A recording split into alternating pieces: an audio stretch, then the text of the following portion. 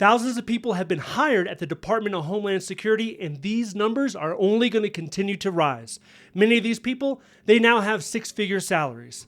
But will you be able to get one of these job offers? The Customs and Border Protection, CBP, will be losing many employees due to a retirement surge in the next 3 years. This will trigger a 400% attrition rate by 2028.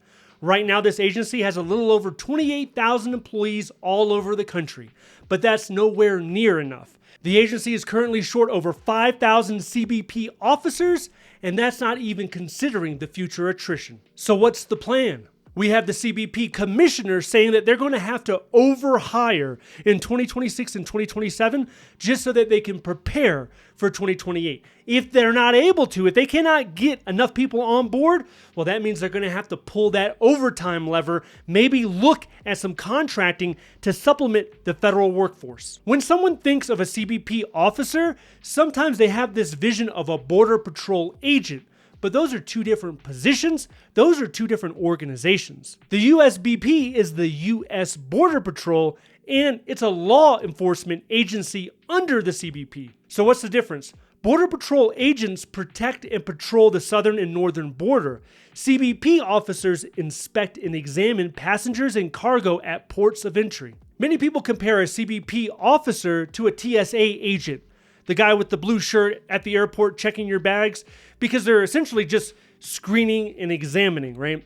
Where a Border Patrol agent, they will have to deal with immigration violations occurring on the border, and that can get a lot more serious. Another difference is Border Patrol agents typically have higher financial incentives to bring them in, and also higher overtime opportunities to earn more money. And when it comes to funding, Border Patrol agents, they're more funded. They're well funded for growth. Border Patrol has a similar number of employees, around 20,000. So let's take a look at both of these opportunities. First, let's jump on usajobs.gov and see what it takes to be a CBP officer. The salary range here is between $39,000 and $108,000 a year.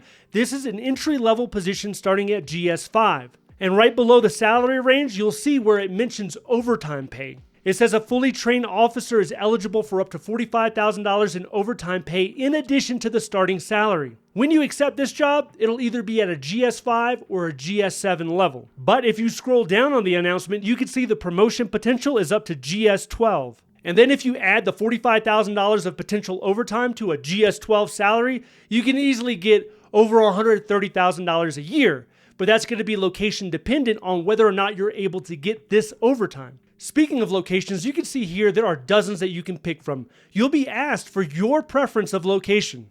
If there are no vacancies available at your preferred location, they're just going to send you an offer for whatever location that they have. Now keep in mind, there are some locations that come with more money, a 25% recruitment bonus. These are places like San Francisco, California, some places in Maine, Minnesota, North Dakota, and Washington State. A couple of the main requirements for this job. Number one is you're going to be required to carry a firearm. There's also an academy requirement. It's a 101-day training program located in Georgia, so it's about 3.5 months. So what would make you eligible for this job? Well, they want you to have 3 years of general experience or a bachelor's degree. You can have a combination of the two. The age requirement is you need to be referred for selection before your 40th birthday. If you're a veteran, you can apply for an age waiver. When it comes to a lot of these law enforcement agencies, they will have their own age requirement, but pretty much every one of them has a requirement.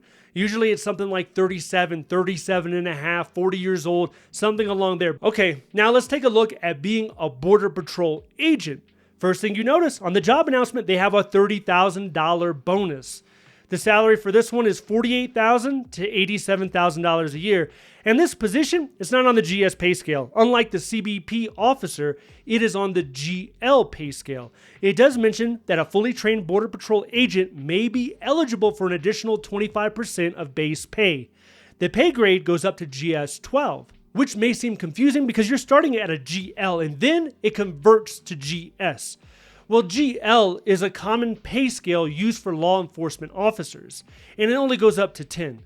The best way to visualize this for a Border Patrol agent, take a look at the pay chart. This shows the position can go from GL5 to GS12, where you can earn the maximum of $138,000 a year. The academy requirement for a Border Patrol agent is roughly twice the length of a CBP officer. So it's 6 months in New Mexico.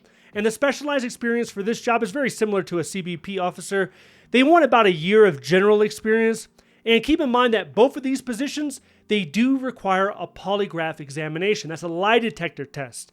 Now, some veterans, they can get a waiver to not take this. Something else worth mentioning is if you join the federal government as a federal law enforcement officer, your pension is typically more generous than a regular government employee. So with a regular federal employee, you're looking at 1%, 1.1%. That's the factor that you're multiplying when you're doing your calculation. So for a law enforcement officer, that amount, that factor number is 1.7%. And that makes a huge difference. Let's take a look. A regular federal employee that retires earning about $100,000 a year, you do the calculation, 100,000 times 1.1% times 20 years, that's $22,000 a year or $1,833 a month. That's the amount that they would be expecting for their pension. Now let's take a look at an example for a federal law enforcement officer. The law enforcement officer that retires, same pay, $100,000, times 1.7% times 20 years equals $34,000 a year or $2,833 a month. That's $1,000 more a month. Of course, your pension could be a lot longer than that depending on how long you've been in the federal government. Now, if you're interested in federal employment, maybe you want to know more about the federal pension. It's one of the best benefits that is offered to federal employees. If you're interested in that, I want you to watch this video next. If you would like to see more videos like this, please click like and subscribe. Thank you so much for watching. I'll see you in the next one.